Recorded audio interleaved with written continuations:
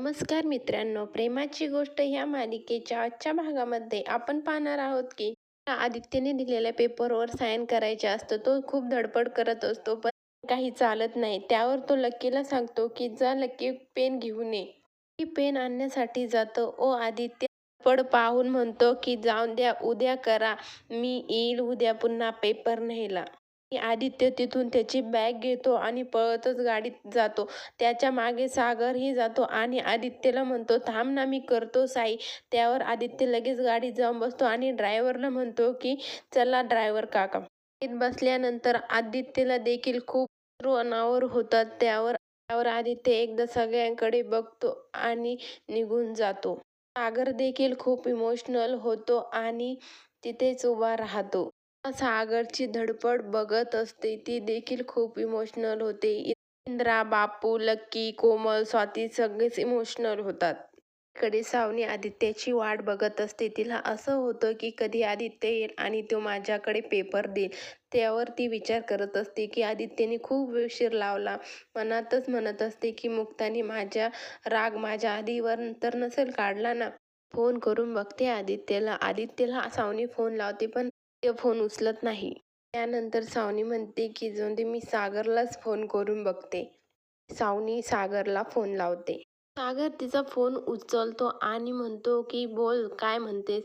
त्यावर सावनी सागरला म्हणते की काय चालू आहे सागर? त्यावर सागर सावनीला म्हणतो की तू हे विचारण्यासाठी फोन केलास मला? त्यावर सावनी म्हणते की नाही, ते आदित्य आला होता ना तिकडे आज? सागर म्हणतो हो आला होता, झाली माझी आणि त्याची भेट. सावनीला म्हणतो की तू कशासाठी फोन केलायस?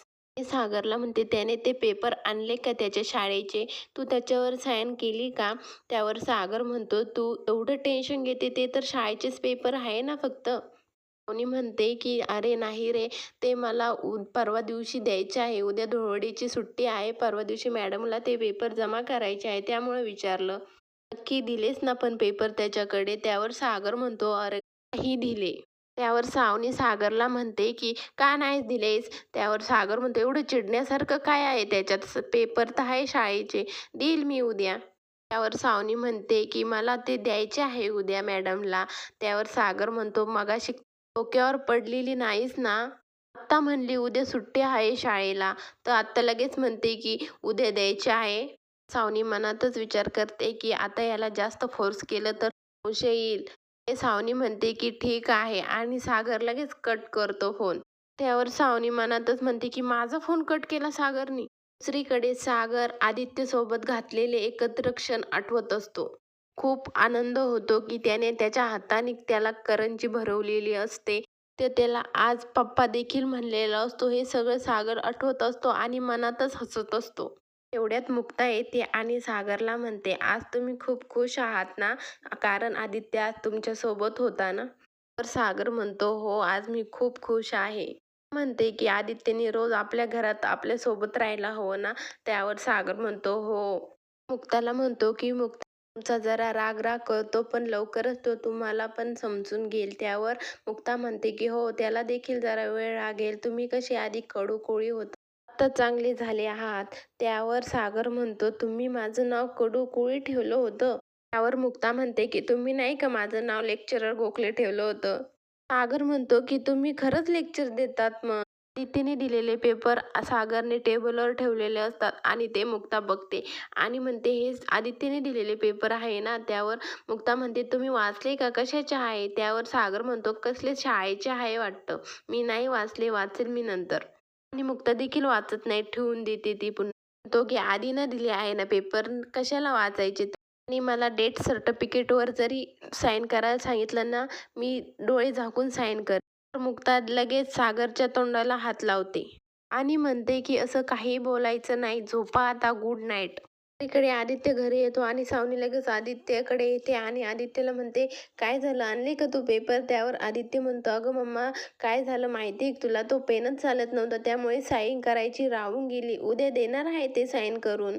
सावनी म्हणते की तुला एवढा उशीर का झाला? त्यावर आदित्य सावनीला म्हणतो की मम्मा अगं त्यांनी मला खूप आग्रह केला, त्यामुळे थांबावे लागले.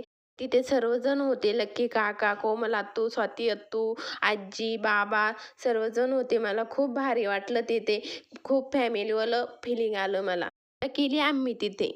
माझ्यावर खूप प्रेम करतं मम्मा. आपण जाऊयात ना परत सागर पप्पाला माफ करू. आपण जाऊयात ना पुन्हा तिथे राहायला. सावनी मनातच म्हणते, "आदित्य बाळा सॉरी, पण मी ह्या जन्मात तरी शक्य नाही त्या घरात जाणं." त्यावर आदित्य सावनीच्या मांडीवर झोपतो. त्याला सावनी म्हणते, की "आदित्य बाळा, तुझ्या आनंदातच माझा आनंद आहे." दुसऱ्याच दिवशी सावनी धुलवडीच्या कार्यक्रमासाठी जाते. तेथील लोक सगळे सावनी आल्यानंतर सावनीकडे जातात आणि म्हणतात, "मॅड, तुम्ही आल्यामुळे आम्हाला खूप आनंद झाला आहे." तेवढंच सागर आणि मुक्ता मागून येते आणि ते सावनीकडनं बघताच निघून जातात मुक्ता आणि सागरकडे. सावनीला खूप राग येतो. मुक्ता आणि सागरला म्हणत असतात, की "तुम्ही आल्यामुळे आमच्या कार्यक्रमाची शोभा वाढली." त्याचं देखील खूप कौतुक करत असतात. हे बघून सावनीचा जळफळाट होतो. सागर मुक्ताचा हात धरतो आणि म्हणतो, "चला आपण जाऊयात कार्यक्रमासाठी."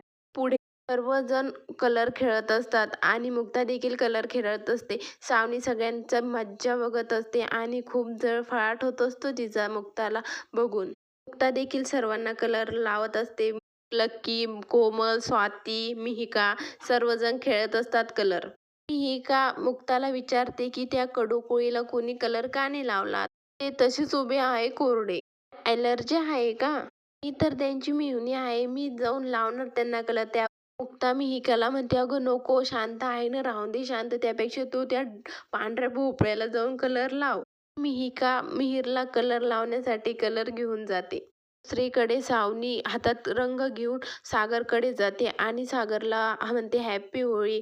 त्यावर सागर म्हणतो, की "हे, माझ्या हाताला कलर लागला." आणि सागर लगेच हात धुतो आणि आणि सावनी सागरला म्हणते, की "आधी आपण किती मज्जा करत होतो. तू मला तुझ्या गालाने कलर लावायचा.